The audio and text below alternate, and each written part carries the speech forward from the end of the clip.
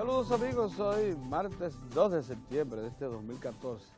Exhortamos a la Oficina de Ingeniero Supervisor de Obras del Estado, la OISOE, o al Ministerio de Obras Públicas y Comunicaciones, en ambos casos, que se adelanten a una tragedia y a una crítica que no merece el Estado, y es mucho menos esas dos instituciones tan eficientes que son, en lo que se llama construcción de grandes obras de infraestructura, porque el paso de nivel, el puente seco, como le dicen, que comunica a los residentes del Faro a Colón, que pasa la autopista Las Américas, que tienen a medio terminar. Ya tiraron la base, incluso las dos columnas en las que van soportar ese paso, y que han abandonado en los últimos meses, que lo concluyan antes de que se produzca una tragedia. Pero eso debe ser, de todas las tareas pendientes del Ministerio de Obras Públicas o de la OISOE, el 1% de sus obras en costos de horas de hombre. Y sin embargo allí se corre a cada momento el peligro de la tragedia, porque una gran cantidad de personas que viven en los alrededores del Faro a Colón tienen que cruzar la avenida de las Américas y lo hacen vadeando vehículos a toda velocidad. Dios mío, pero ¿hasta dónde? Entonces se inició la obra. Es evidente que las dos instituciones involucradas en eso advirtieron la necesidad de la obra para preservar vidas humanas. Ahora la han abandonado, cuando lo que queda por hacer de un lado de la obra son las escaleras, porque ya incluso la base la tiraron, y del otro lado están ya hechas las escaleras para acceder al paso de nivel o al puente seco. Cosas del país. Perdemos tiempo en las cosas importantes, como lo perdimos lamentablemente en el caso Miranda. Y ahora entonces estamos reaccionando a última hora entidades importantes como el Consejo Nacional de la Empresa Privada, la Sociedad Dominicana de Geología, SODOGEO, la Cámara Minero Petrolera de la República Dominicana, que debió haber emprendido una campaña mucho más a fondo. Todo el empresariado y favorecidos de las transformaciones que se han producido en Monseñor Noel, en Bonao, desde la presencia de Falconbridge. Porque esto es un país que se niega hasta su propia realidad. Bonao era una aldea de ganaderos y arroceros, hasta que llegó Falconbridge y se convirtió en una gran ciudad. Y buena parte de Las Vegas recibió ese influjo. Pero no lo han querido aceptar tal como es la realidad. Y entonces ahora cuando se dan cuenta del peligro de que una empresa minera de la Falconbridge Dominicana, esa Falconbridge Nickel Limited, que fue la que dio origen a ese proyecto, por muchos años, por décadas, el octavo mayor productor de níquel del mundo. Y en recursos al Estado supera más de 2.000 millones de dólares. Cuando se produjo la crisis enorme financiera, cuando estallaron la burbuja hipotecaria y financiera en el año 2007-2008, eso coincidió con una alza histórica de los precios del níquel. ¿Sabe cuánto pagó Falconbridge Dominicana al Estado en un momento que todas nuestras exportaciones disminuyeron y no había crédito internacional disponible? Se cerraron todas las agencias de crédito internacionales.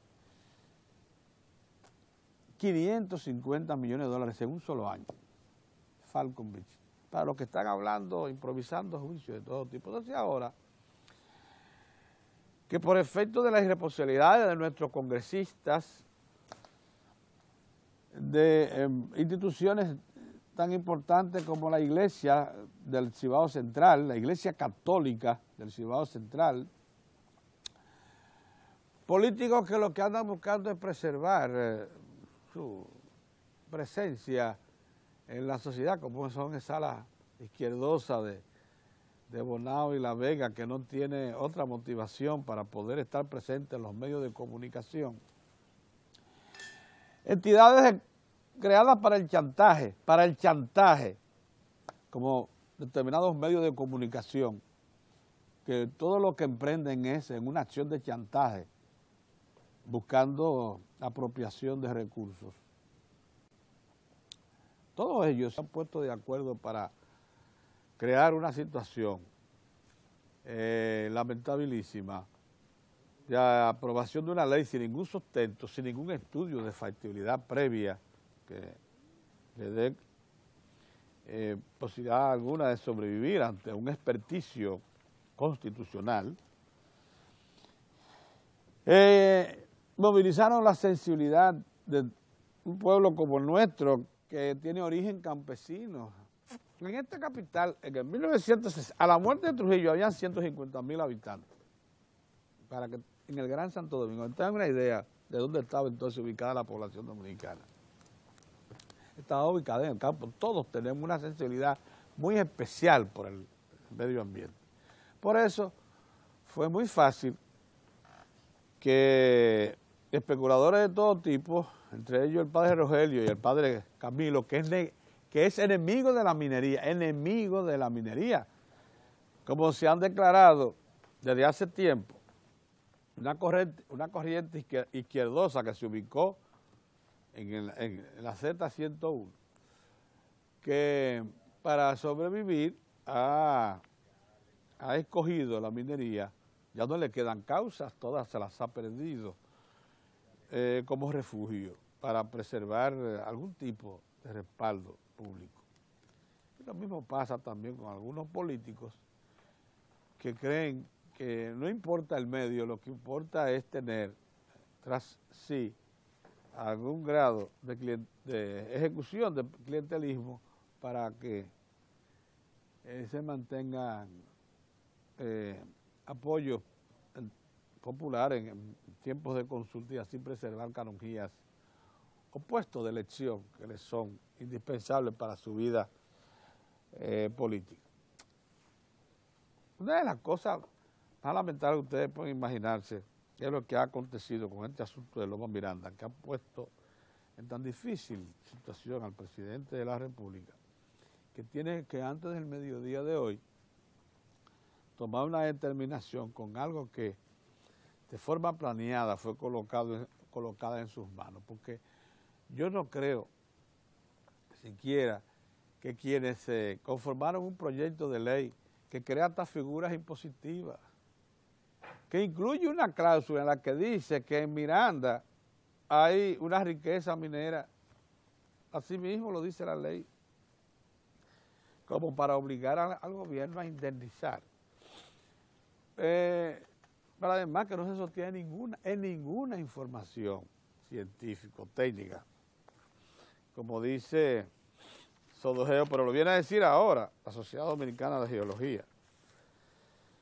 En una carta enviada al presidente Medina, Eduardo Verdeja, que es el presidente de la Sociedad Dominicana de Geología,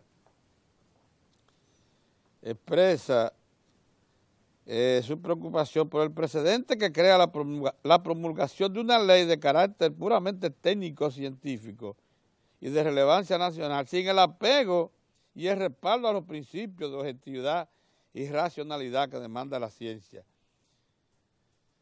Por eso le piden que haga una pausa y que de manera sincera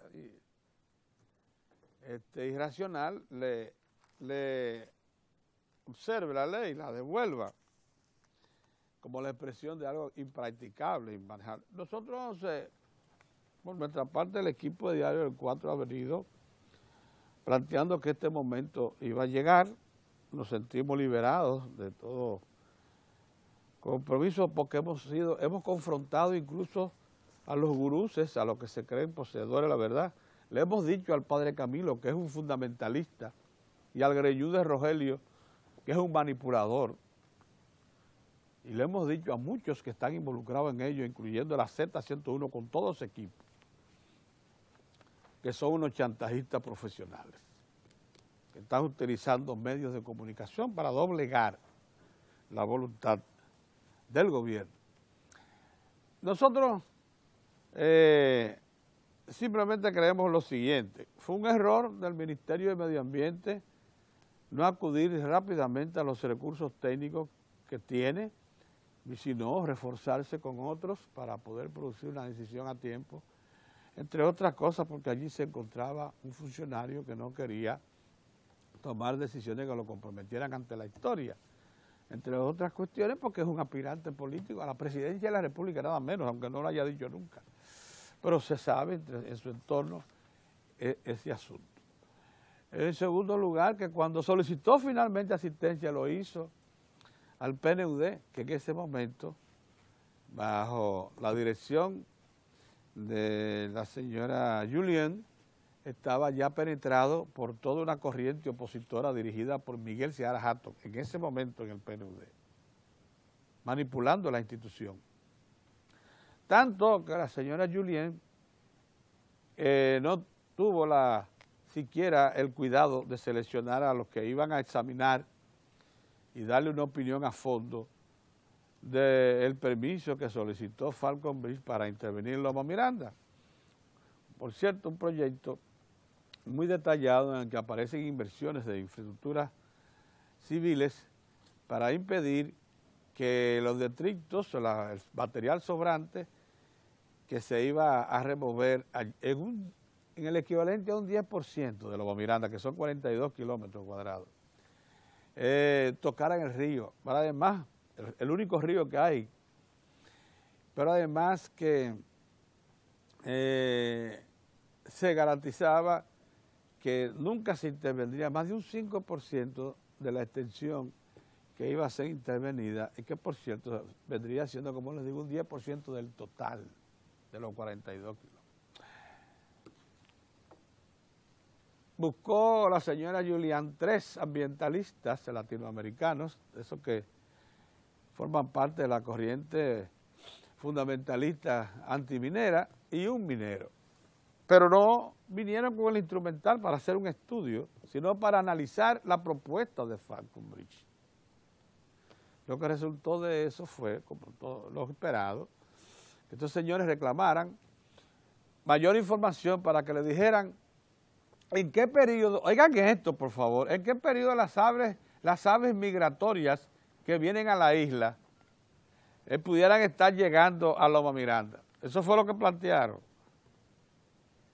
que faltaban informes medioambientales para garantizarle a ellos, que eran ambientalistas, que Loma Miranda no formaba parte de las reservas de la región centroamericana y caribeña, por donde pernoctan aves migratorias en tiempo de cambios de temperatura. Cosas como esas son las observaciones que se le hacen a... ¿Qué terminaron haciendo? Porque si se respetaban un poco, no podían rechazar, sin un estudio que le fuera contraparte, la propuesta hecha por entidades internacionales y locales de explotar, de intervenir en Loma Miranda, diciendo que no debía hacerse. Y lo que hicieron fue que pidieron un estudio complementario, que Falcon Bridge dice que ha hecho y que tenían que esperar la llegada de la temporada de migración de aves para poder decirle al medio ambiente si llegaban allí o no aves migratorias. Óigame, son cosas que dan ganas de reír, pero que uno entiende que forman parte de las entretenciones, de las informalidades que se le imponen a naciones como la nuestra, que no están preparadas porque no tenían plan minero. Aquí hay política de desarrollo minero.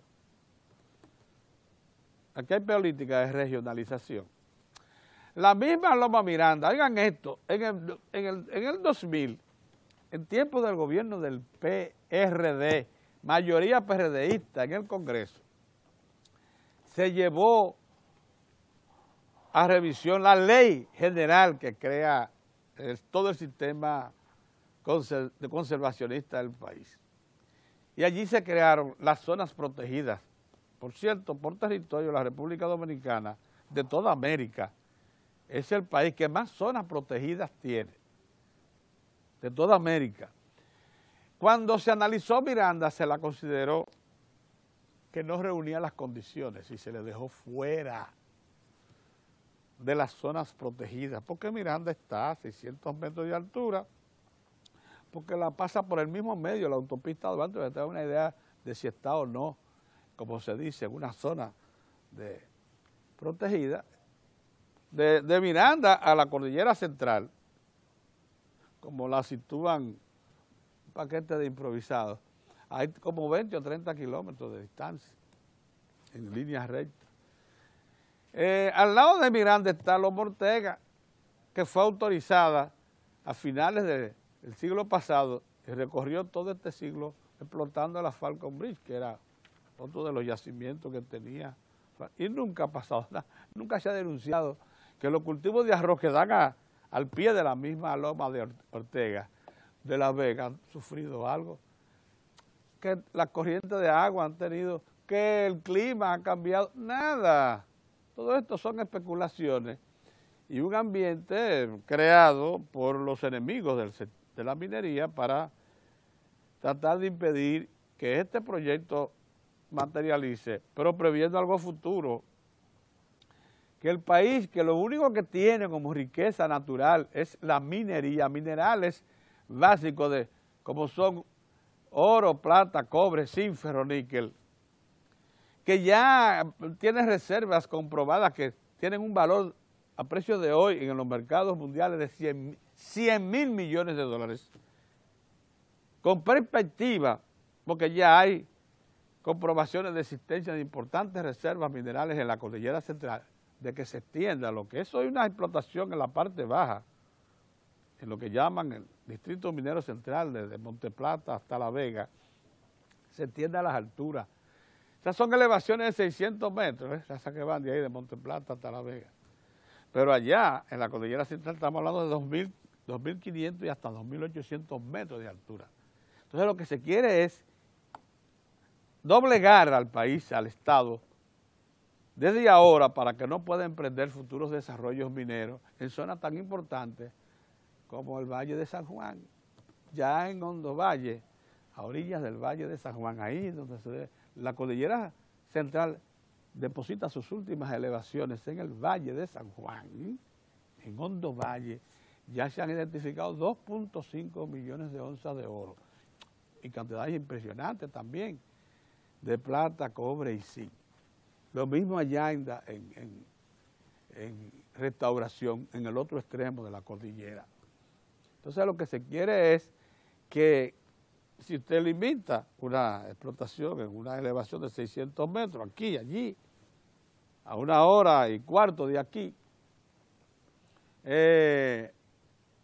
¿qué nos pasará cuando se planteen proyectos de explotación allí en la cordillera?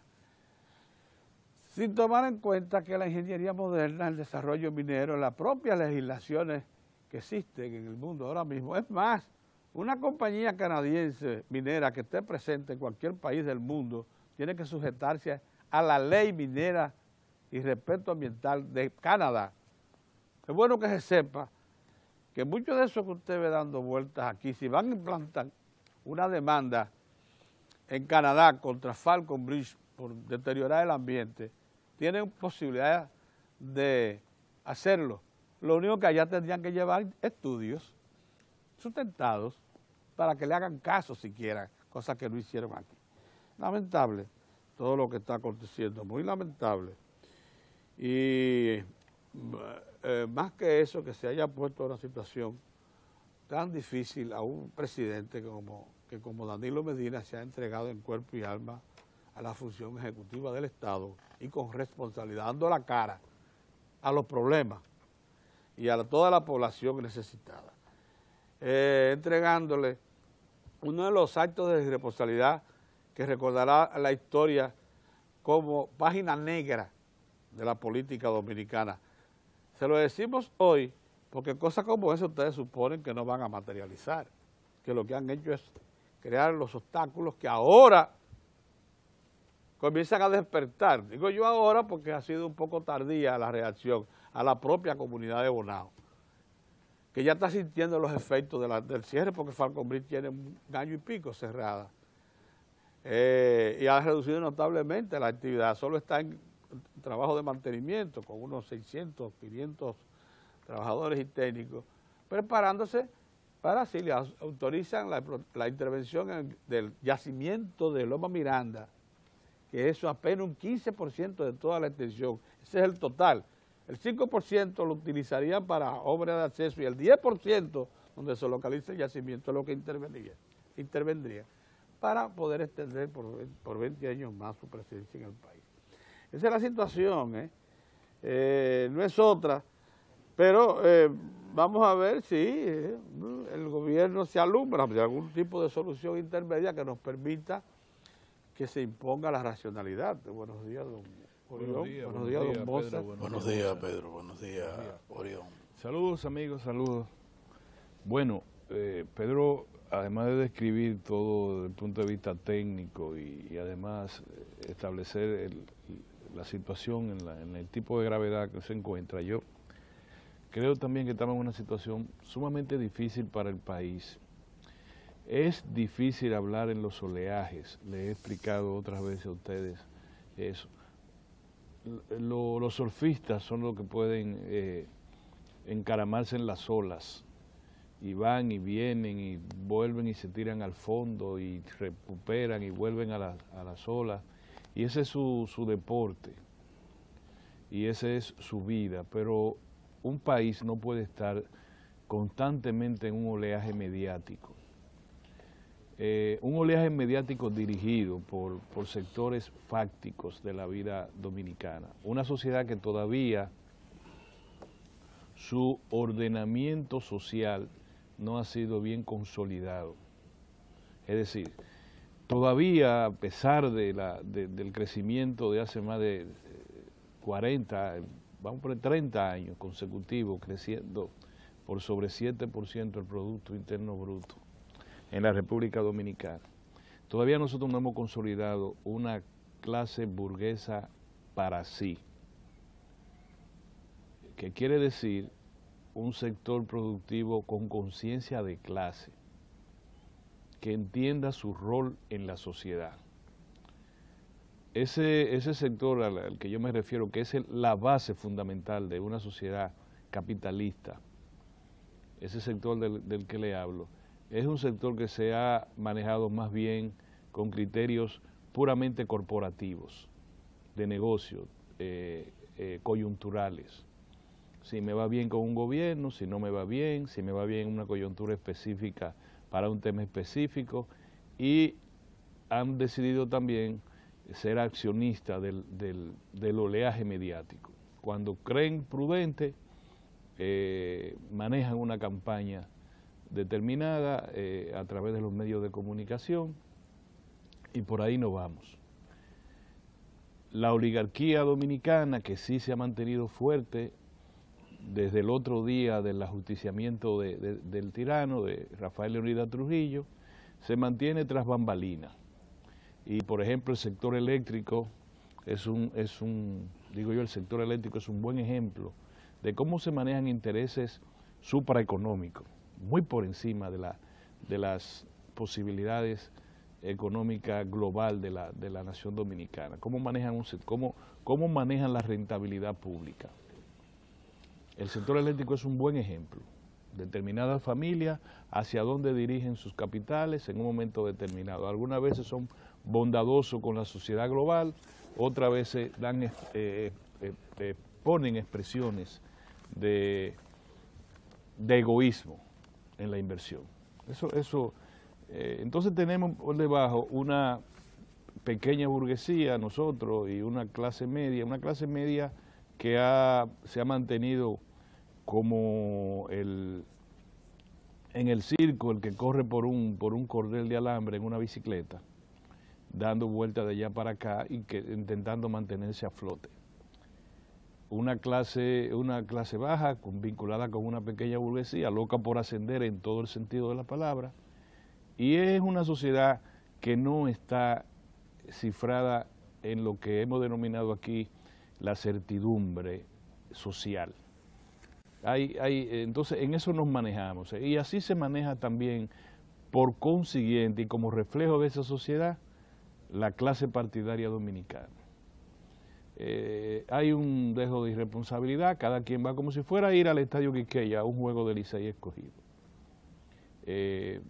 Loma Miranda, si me conviene, ya no para los intereses incluso del partido, sino para los intereses personales o sumamente sectoriales, son los intereses que se manejan. Depende, como dice alguien en el barrio, depende de la dependedura, hacia dónde yo puedo manejarme, dónde yo voy. Yo me acuerdo que hace mucho tiempo, cuando yo fui muy joven mandadero de don Juan Bosch, le explicaba a uno lo que son la fortaleza de las clases sociales. Con un ejemplo como este, en Italia, si hay un fabricante de embutidos, el padre de ese fabricante trabajó en la industria de embutidos, el abuelo también. Y la cultura de la producción se hereda, ¿vale? Y las sociedades tienen siglos con clases sociales muy bien definidas. Nosotros todavía no lo tenemos, como también le decía a un amigo alemán, apenas tenemos un poco más de 500 años de coloniaje. Todo eso que le digo es para ver de qué manera podemos entender el daño que se le está ocasionando a la economía dominicana, con esta decisión producto de la feria de intereses que se dan multisectoriales y del oleaje mediático. Qué difícil, ¿cómo poderle explicar al ciudadano ordinario, al ciudadano de a pie, que si eso se materializa como está establecido en esa ley votada por el Congreso de la República antes de que pestañeara el pollo, cuáles son los daños, no solamente por la propia por la propia ley aprobada por el Congreso, sino también por los daños colaterales que produce esa iniciativa congresual? Bueno, yo no creo que el sector minero, que es el sector, uno de los sectores de la economía que mayor contribuye al Producto Interno Bruto en este momento, no creo que pueda recuperarse en los próximos 10 años en términos de inversión. No creo yo que ninguna de las grandes firmas internacionales y la tecnología que se puedan mejorar en el futuro inmediato, en los 10 años siguientes, se anime a invertir en la República Dominicana con experiencia como la que tenemos en la actualidad. No lo creo. Por tanto, los mentados distritos mineros de que tanto hablamos se mantendrán con la suerte, la inversión de Pueblo Viejo, que es una inversión bastante pronunciada, y alguna otra inversión menor. Después de eso, en los próximos 10 años, no crean ustedes que los distritos mineros en la República Dominicana se podrán desarrollar. Hemos hablado desde Bonao hasta Monteplata y la provincia, bueno, el Cotuí, ¿cómo se llama la provincia? Sánchez Ramírez. Sánchez Ramírez, y toda esa zona es un distrito minero con una gama de minerales que Pedro ha mencionado. Ya sabemos que en las estribaciones de la Cordillera Central, fundamentalmente la estribación sur de la Cordillera Central, tenemos oros y otros minerales importantes. Y así tenemos también por el lado del municipio de Restauración, en una franja compartida con Haití. Y no veamos inversión por ese lado, pero tampoco la vamos a ver. El país va a estar muy mal parado en términos de seguridad jurídica. Eso no es posible entenderlo si estamos en un oleaje mediático. O sea, yo no podría explicar eso, lo que le estoy diciendo a ustedes, a menos que no esté, como estoy ejerciendo ahora, un acto de suma responsabilidad como profesional de la comunicación. En un país que es exportador neto de capitales, se dice así, Pedro, es decir, nosotros sale más dinero del que entra, de más moneda fuerte de la que entra, sale más de la que entra. El crédito. Eso, o sea, pago de no, intereses, la sí. economía global, tú tienes que sale más dinero que el que entra, sí. es correcto, más Sí, capital así que el que entra. Así es. En una economía como esta, como la que le estoy señalando, la inversión extranjera directa es fundamental y ha sido... ¿Para compensar? Sí, no, y ha sido, pérdida. no solamente para compensar, Pedro, con el ingreso de capital, de inversión directa extranjera, viene tecnología. O sea, atrás del capital viene la tecnología, en cualquier ramo, tecnología, modernidad. O sea, si hay un saldo de deficitario de comercio, como en efecto, cada año por año, de la única manera que compensamos es con inversión extranjera directa. Sí, es también con lo que tú puedes paliar los efectos del endeudamiento. Y además con lo que tú puedes paliar los efectos del endeudamiento. Entonces, cuando tú hablas de inversión, nosotros en los últimos 8 o 10 años, después de la crisis del 2004, la inversión extranjera directa en la República Dominicana ha tenido un promedio muy superior a la media en América Latina. ¿Me equivoco? No. Entonces, eso es lo que ha mantenido la economía dominicana alejada de la recesión, a pesar de la crisis del año que se inició a finales de 2007, comienzo del 2008, con la explosión de la burbuja hipotecaria en los Estados Unidos. A pesar de eso, nosotros hemos mantenido, ahí vino la inversión de Barrigol, ahí vinieron otras, el turismo dominicano ha tenido inversión extranjera directa, no crean que ha sido con capital esencialmente dominicano, aunque tenemos capitalistas dominicanos prominentes en la industria turística, ha sido fundamentalmente inversión extranjera directa. Y si un país es como la mujer en una sociedad de competencia, lo que vale es el crédito de la mujer, valga, y uso un término quizá un poco afrentoso, es decir, o de un negocio, vamos a ponerlo de otra manera para no usar ese ejemplo, el crédito del país en términos de la seguridad jurídica como propósito de inversión extranjera directa es como la mujer virgen.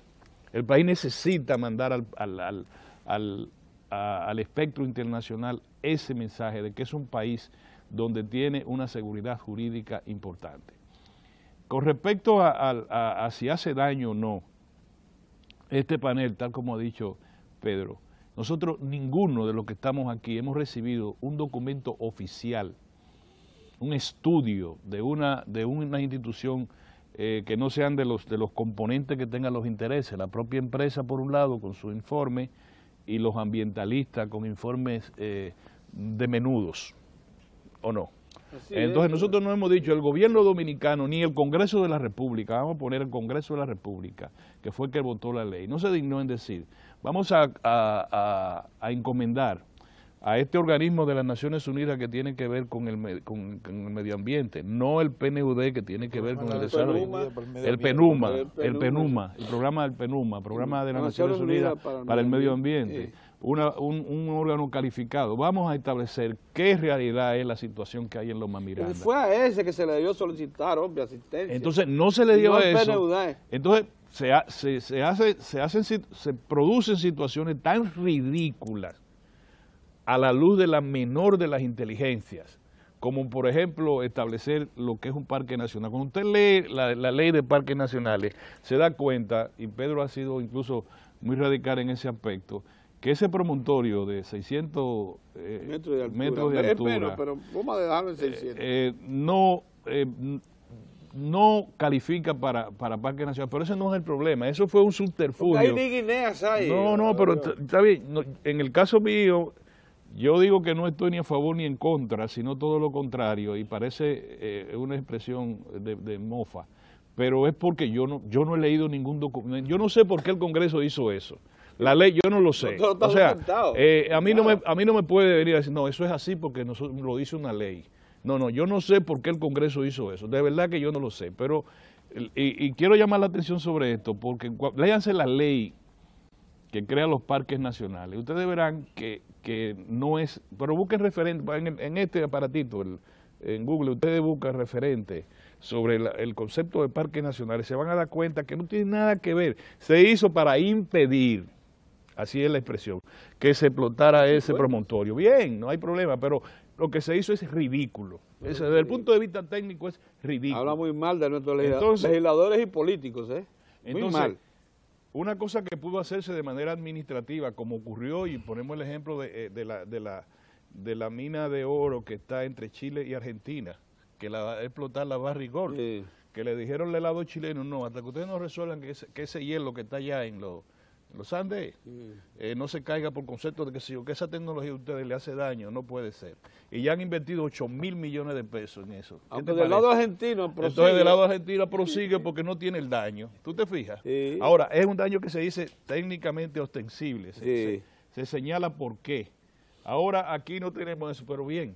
Yo desde el punto de vista técnico, señores, aparte de los oleajes, estos ciudadanos que tenemos el honor de dirigirnos a ustedes cada mañana, la verdad que nadie nos ha podido convencer de nada respecto a el por qué esa ley, número uno. Número dos, yo quiero ahora llamarle la atención a ustedes sobre lo siguiente.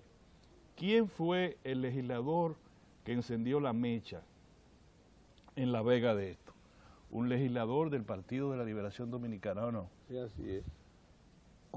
¿Qué es la mayoría que se fue donde hubo una fiesta, un festín de eso? La mayoría de quién en la Cámara de Diputados. Una fiesta, yo digo, porque eso era aprobado y no se habló. Yo nunca oí hablar en una comisión técnica que llamaran a la gente a un estudio, que llamaran a las sociedades a ver qué es lo que pasa ahí, a las sociedades técnicas o científicas, nada. La Cámara de Diputados controlada por el Partido de la Liberación Dominicana. ¿Quién terminó de darle el puntillazo final a esta ley? El Senado de la República, casi de manera unánime, controlado por el Partido de la Liberación Dominicana. De manera que si la sociedad agradece, y como se ve, el oleaje agradece, esto se haya hecho en bien del ambiente dominicano y del ambiente y del patrimonio ambiental de la República, se lo deberían agradecer al Partido de la Liberación Dominicana. Pero yo llamo la atención lo primero.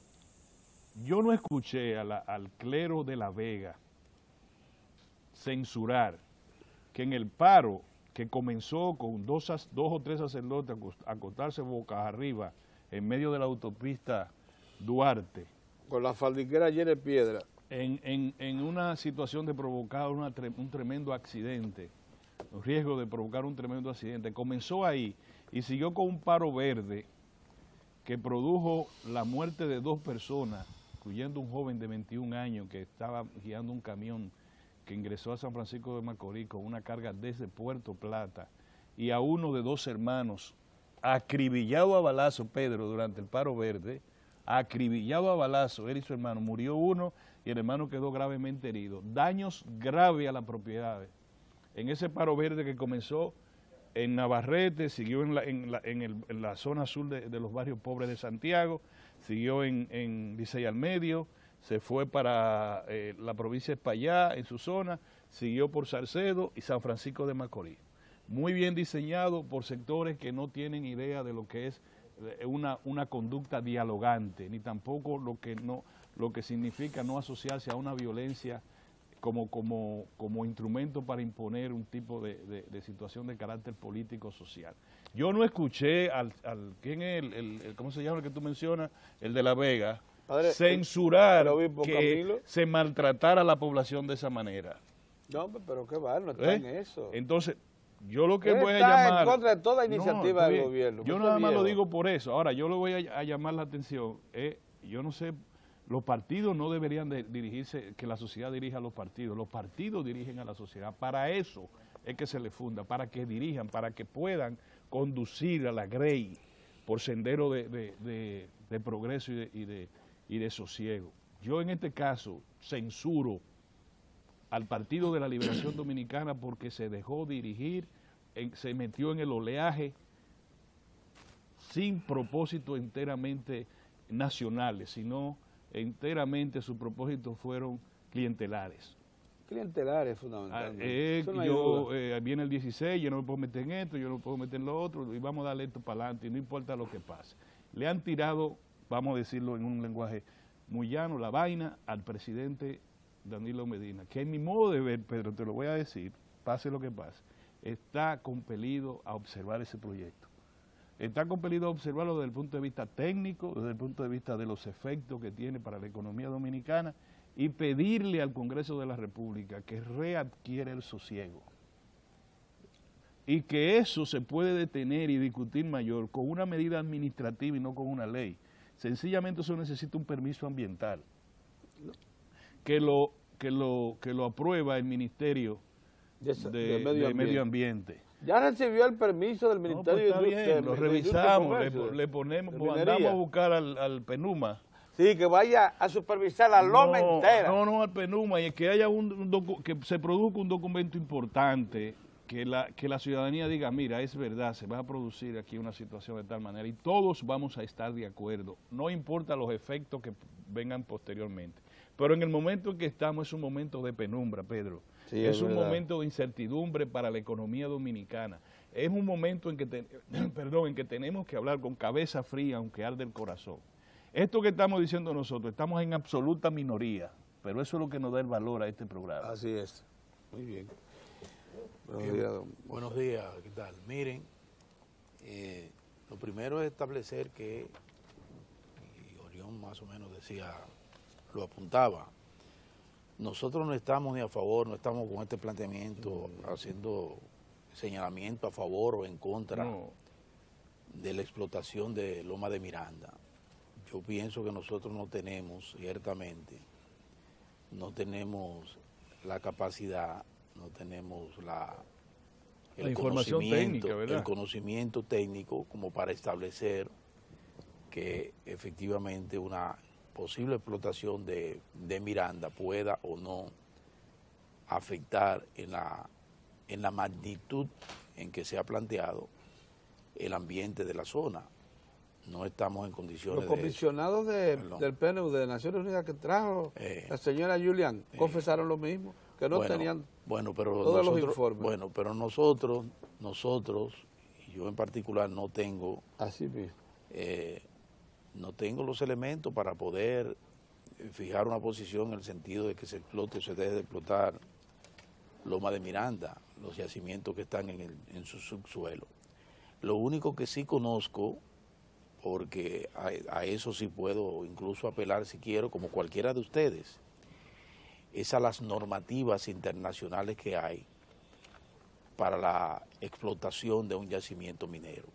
Hay unas normas que existen y que es un protocolo que se aplica internacionalmente para hacer efectiva una explotación minera. Eso es lo primero. Pero también existen, de esa misma manera, existen protocolos y existen elementos que tienen que ver básicamente con el ambiente para declarar un espacio como parque nacional. Entonces, lo que hemos visto es la ausencia en ambos casos de eso, de que se haya hecho estudio en una u otra dirección para establecer primero la posibilidad real y efectiva de explotación sin mayores problemas, porque siempre les he dicho que cualquier intervención de la minería, como de la industria turística, entre otras intervenciones del hombre en procura de desarrollo de determinados proyectos, impacta al ambiente. Ahora lo que hay que establecer es que ese impacto sea lo menos severo posible y que tampoco vaya a afectarlo de manera sostenible, que se mantenga ese efecto y que no se pueda de ninguna manera resarcir.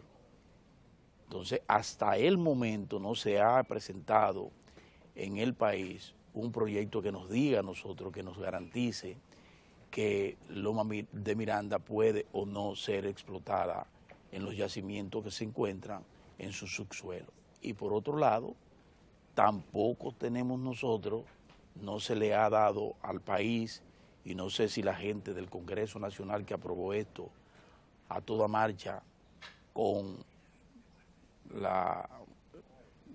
toda esta presión que ha habido, no sé si ellos tienen todos los elementos como para sustentar esa legislación que emanaron de crear Loma Miranda Parque Nacional. En ninguno de los dos casos. Entonces, siendo así, estamos frente a un gran dilema. ¿Quién tiene ese dilema? El Poder Ejecutivo, que es quien acaba de recibir aquello que evacuó el Congreso Nacional. Y debo decirle que tiene el presidente de la República total y absoluto derecho a observar o a promulgar eso que se le envió, ese proyecto. Tiene total y absoluto derecho a eso el presidente de la República. Y nosotros desde aquí no le vamos a decir, por lo que dijimos, que no tenemos todo ese conocimiento, no le vamos a decir al presidente en modo alguno qué es lo que, ni le vamos a recomendar hacer tal o cual cosa. Yo pienso que el presidente de la República, no estoy seguro que tiene ahí todos los elementos, tiene asesores, tiene a medio ambiente, ¿verdad? Como para darse cuenta si lo que se le ha enviado desde el Congreso Nacional tiene los méritos como para ser promulgado y hacerse ya efectivamente ley. Pero esa es una facultad del presidente de la República que debemos respetar. Y cuando los presidentes toman decisiones, cuando una nación toma decisiones, lo único que tiene que hacer es, bueno, observar las consecuencias. Pero sus decisiones son suyas y hay que respetarlas. Digo esto porque en medio de todo el proceso que se ha seguido y que lamentablemente ha degenerado en un tema esencialmente político, y eso es lo lamentable, por lo que acaba de señalar Orión, gente cuidando sus espacios para el 16, en una actitud enteramente irresponsable, pero entendible en el marco de lo que ha sido, porque efectivamente ha sido así, el comportamiento de nuestras entidades políticas. Unas con mayor grado, pero todas en algún momento han asumido ese grado de irresponsabilidad para tomar grandes decisiones, porque han antepuesto sus intereses muy particulares al interés nacional. Y ese podría ser el caso por el que estamos pasando, porque lo que está realmente claro es que estamos en presencia de uno más de los casos que degeneran en asuntos políticos que nada tienen que ver, que le dan de lado a los elementos sustanciales. ¿Sustanciales cómo son? Bueno, ¿cuáles son esos elementos? Bueno, los técnicos, los científicos, eso no existen, no se han tomado en cuenta y entonces se toman medidas bajo presión mediática, política, y eso es lo que ha acontecido con Loma de Miranda, lamentablemente. Vamos a esperar qué pasa, porque hay en forma abierta y solapada advertencia terrible, incluyendo a curas que han dicho que si el presidente de la República no ratifica mediante el recurso de la promulgación de la ley, si no promulga esa ley, entonces arderá Troya. Lo han dicho y lo han manifestado, y esa manifestación de estos días, de esos curas atravesados en medio de la pista, acompañados de gente de la izquierda y de otros, de grupos dispuestos a ganarse un espacio que han perdido por su incompetencia, por la incompetencia de muchos. Bueno, eso está ahí. Queremos advertir entonces que lo que decide el presidente de la República debe ser acogido, y si hay que enfrentar cualquier situación porque no se esté de acuerdo, entonces siempre apelar a los recursos institucionales y legales para esos fines. Mozart, que la foto de primera página no debió ser de Narciso Isaac Conde, sino de El senador de La Vega, porque también tú tienes que buscar quiénes son los que han... No, porque el protagonista, el senador de La Vega, fue tomado de mampara. De mampara para eso, Yo pienso el que... senador de La Vega. Porque yo no sé hasta Y él se prestó a eso, pero porque Narciso, está en el juego político también. Sí, pero Narciso, ¿hasta dónde pudo ser el No, lo de clave? Narciso es una jugada, una bellaquería de la dirección del periódico Hoy. ¿Por qué? Esa sí es una bellaquería que le quedó mal a la dirección del periódico Hoy, porque tratar de colocar a Narciso y Casaconde como contrapeso frente al ministro de Energía y Mina, un hombre muy calificado, porque el que está ahí, Pelegrín Castillo, es un hombre sumamente calificado. Narciso es calificado políticamente, echó los dientes haciendo política, y nosotros con él, en aquel momento, con Narciso, que era nuestro líder en el PSD. Pero le voy a decir una cosa, Narciso no tiene nada que aportar en ese sentido, porque Narciso, como nosotros, tampoco sabe un bledo de minería, ni de medio ambiente. ¿Qué sabe Narciso de eso? Entonces, eso fue una bellaquería que le quedó mal al periódico Hoy. Procurar entonces poner a Narciso de contrapeso frente a una advertencia muy racional y bien sustentada que hace un hombre muy bien amueblado en esa materia, mentalmente, formado como Pelegrín Castillo, que hace una advertencia que, fíjense hoy, como está todos los medios, todos los sectores, el empresariado, la gente racional del país, la gente que dice, bueno, porque ¿para dónde que vamos? Advirtiendo. Porque somos, yo no sé cómo, no voy a calificar, pero esos senadores y esos diputados pasaron por alto todo ese tipo de cosas. No importa, se buscarán los recursos, oigan. No, si hay que resarcir, o sea, vamos a buscar, si son 4.000 millones de dólares, sí, eso lo buscamos, oye. Dale un tarjetazo. Oye, dale un tarjetazo. Señores, por el amor de Dios. Ay, Dios mío. Pero bueno, el asunto es que quiero llamar la atención que el presidente tiene total y absoluto derecho. El presidente, yo espero que ese peso que él tiene en la sociedad dominicana, que se lo ha ganado, y ese liderazgo que tiene, y su condición de jefe del Estado, que se lo da la Constitución de la República y por delegación el pueblo dominicano, no tiene por qué estar entre la pared, entre la espada y la pared, que entre la espada y la pared. Que tome la decisión y la tomará, y nosotros todos deberemos respetar esa decisión. Y si no estamos de acuerdo, bueno, apelar a los recursos legales, institucionales, no a que, como dijo Rogelio, que se va a quemar y se va a pegar fuego allá en la loma y todo ese tipo, no, nada de eso. Simplemente seguir el curso legal frente a lo que el presidente asuma que tiene legítimo y total derecho. Finalmente, fíjense como todo esto, yo le voy a la gente, a ustedes, oigan bien, para que no nos dejemos narigonear. Mientras estamos discutiendo lo de Miranda y discutiendo otras cosas, no me dejen atrás el asunto del salario. Mañana hay una importante reunión del presidente de la República con las centrales sindicales para discutir el salario en el sector público. Ese sí es un tema bueno. Ese sí es un tema bueno que nos involucra a todos. Ahí es que tiene que tener movimiento social. Sí. En colocarse al lado del presidente que dijo que en este país hay que cambiar la estructura salarial, que hay que cambiar el estado de miseria con esos salarios terriblemente injustos que hay en el sector público y en el sector privado. En eso sí debemos ponernos todos, porque esta indigita la van a tomar también algunos sectores del empresariado que se niegan a eso y quisieran que siga la bataola con otros temas y que nos olvidemos del central. Electricidad, ya se lo he dicho varias veces, electricidad, el salario y el problema migratorio, no lo dejen caer.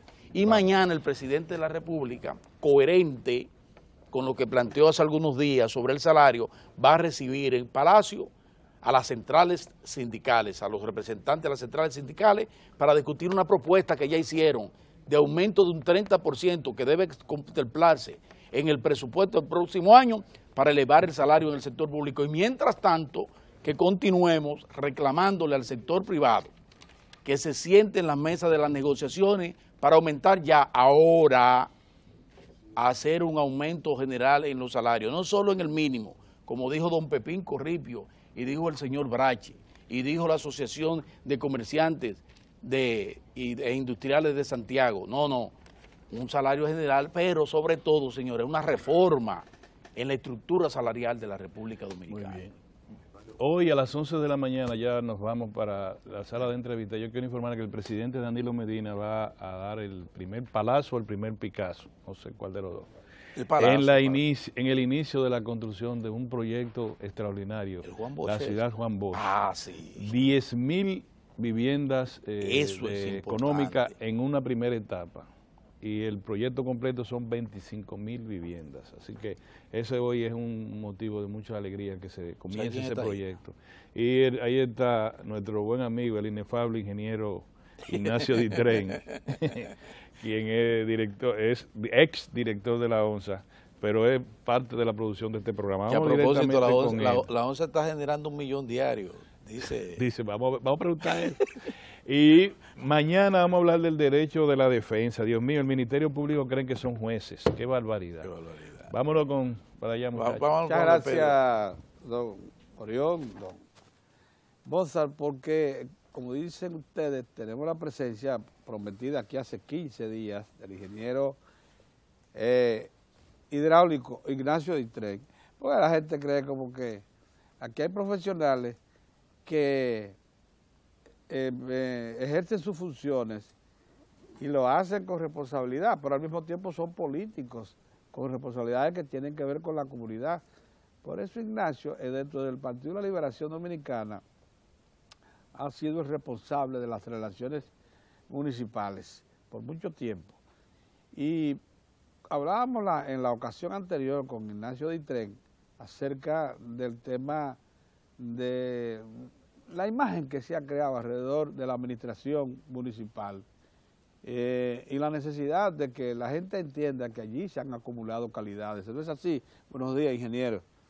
Sí, incluso muy buenos días, nuestro querido amigo Pedro Cava. Sí, pienso que hay que lograr ganar la batalla de la credibilidad de los gobiernos locales. Nosotros tenemos una teoría que hemos esgrimido desde hace mucho tiempo, de que los gobiernos locales han mejorado mucho, al extremo de que hasta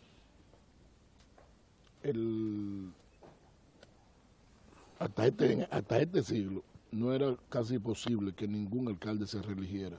Sí. Chequéate que en la capital los alcaldes agotaban un periodo y se iban para su casa quemados, pero igual en el interior. Ahora tú te encuentras alcaldes que tienen 3 periodos como Roberto. Juan de los Santos tiene 2. Sí. Y otros más del interior. Otros del interior que tienen 3 y creo que hay uno que tiene 4 periodos. Lo que quiere decir que de alguna forma han logrado conectar con la comunidad, que todavía están lejos de lo que deben ser, si es verdad. Hace falta mucho trabajo por hacer.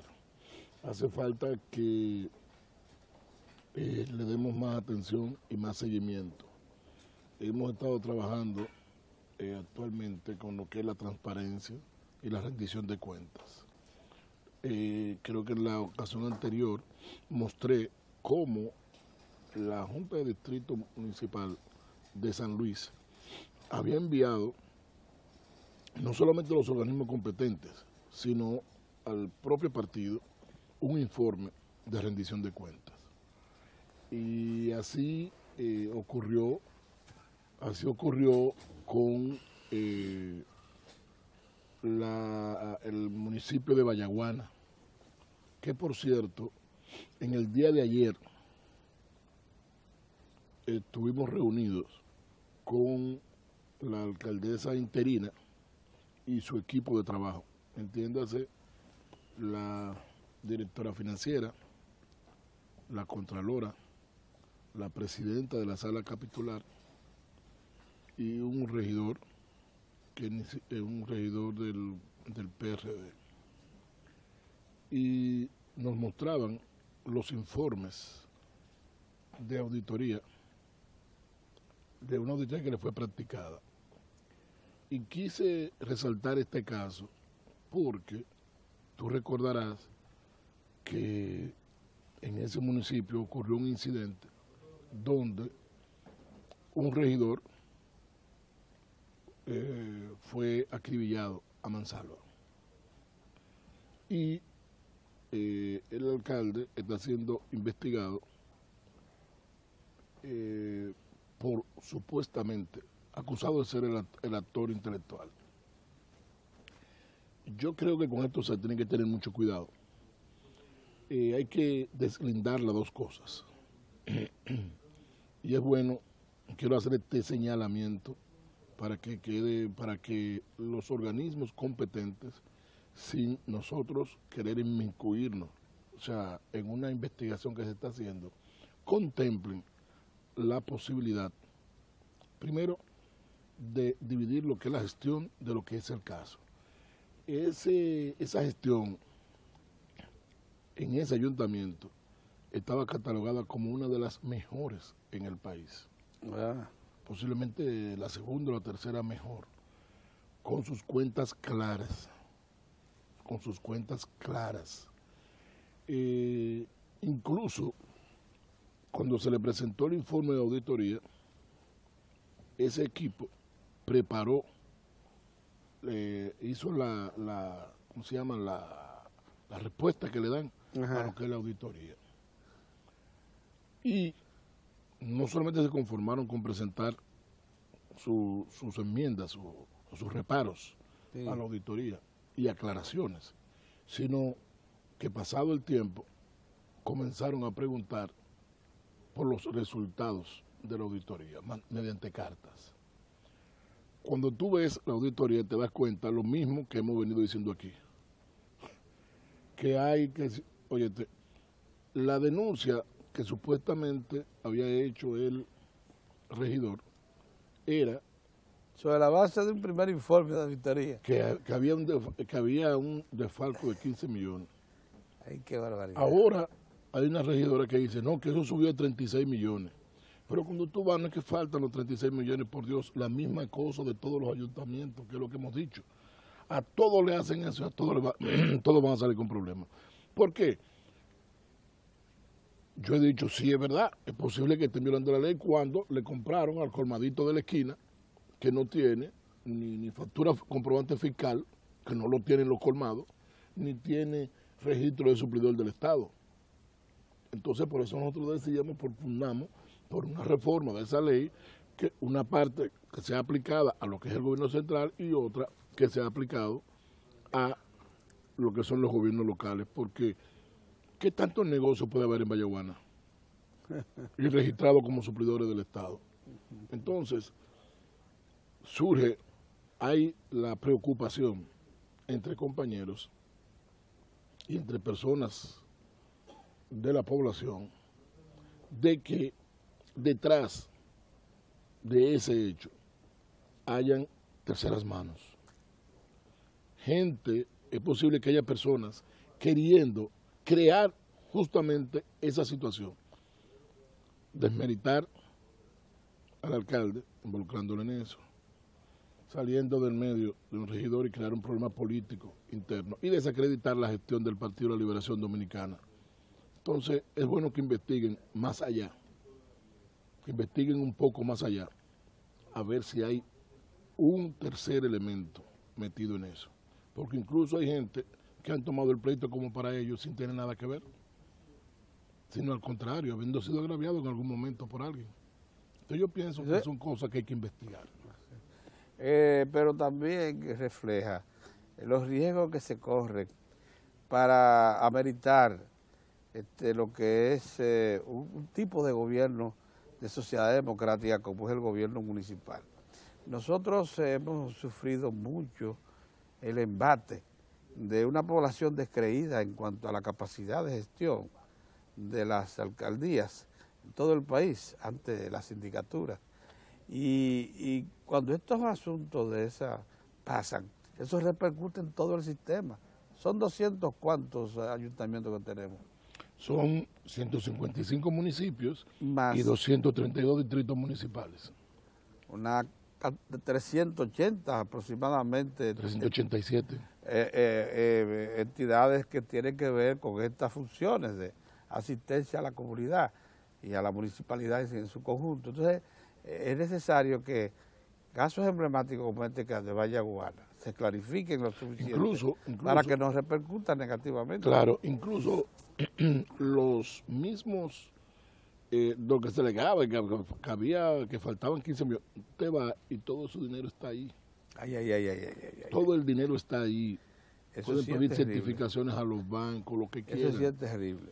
Ahora, que pueda haber algún mal manejo, violaciones, bueno, sí, eso no es lo mismo. Yo he dicho públicamente que no es lo mismo que a ti te metan preso porque pusiste esa lámpara ahí, que debió estar allí, y eso estaba establecido en una ley, a que te digan que te la llevaste. Son dos cosas muy diferentes. Entonces, ¿qué es lo que nosotros legamos? Que por eso es que hay que ver qué bajadero se le busca a eso, para explicar eso de otra manera, donde la gente no piensa que el otro es un ladrón, pero ¿dónde diablo va a meter 36 millones de pesos? En una institución pequeña como esa. Bien, entonces hay que ver cómo se informa de otra manera, porque se está haciendo mucho daño a mucha gente y hay un ámbito de gobierno en un país que, como nosotros hemos dicho en muchas ocasiones, tan centralizado,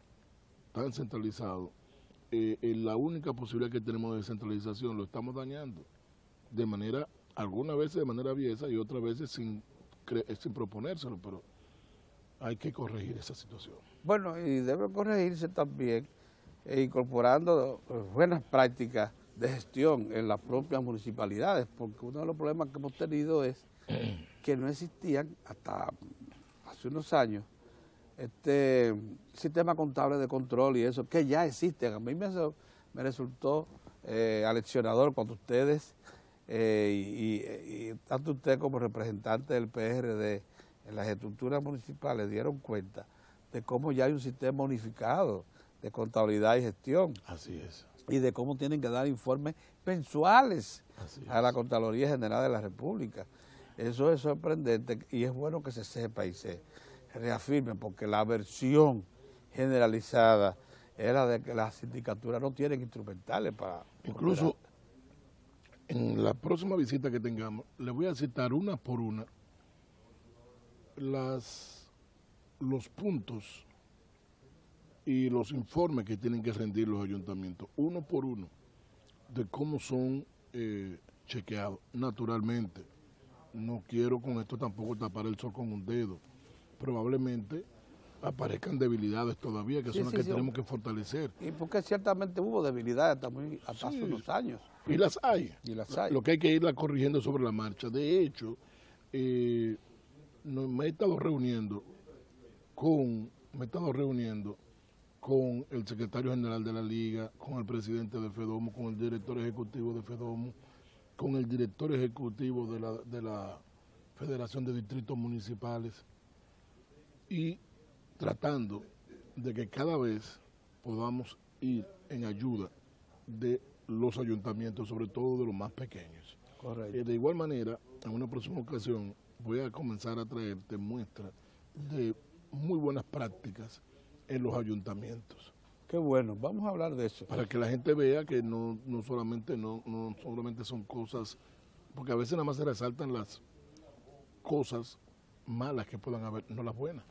Y también el hecho de que se está planeando una acción conjunta de municipios organizados, de sus sindicaturas, para afrontar el tema de la basura, disposición final, buen aprovechamiento de estos detritos, de manera que se le saque el valor que tienen, como hemos dicho, la basura.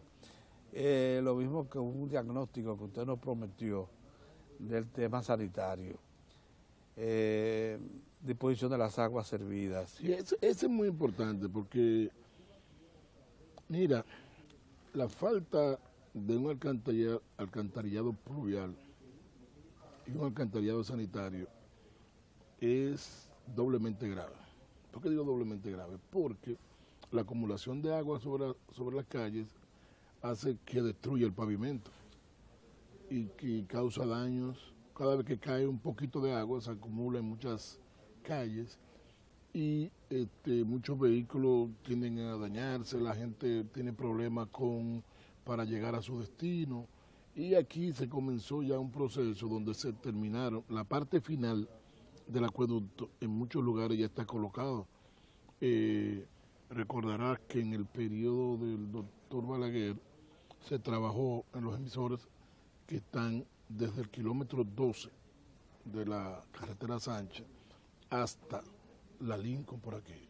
Y creo que con la construcción de la primera línea del metro, el ingeniero de Andino Peña trabajó en parte del drenaje también para que no impactara a los que es la línea del metro. Así es. Lo que quiere decir que es mucho más fácil ir conectando ya a eso, aunque sea de tramo en tramo. Así como cada vez se hace un tramo de metro, cada gobierno, yo pienso que cada gobierno debería tener la tarea de hacer un tramo de alcantarillado, no solamente del pluvial, también del sanitario, porque la ciudad nuestra está llena de filtrantes por donde quiera.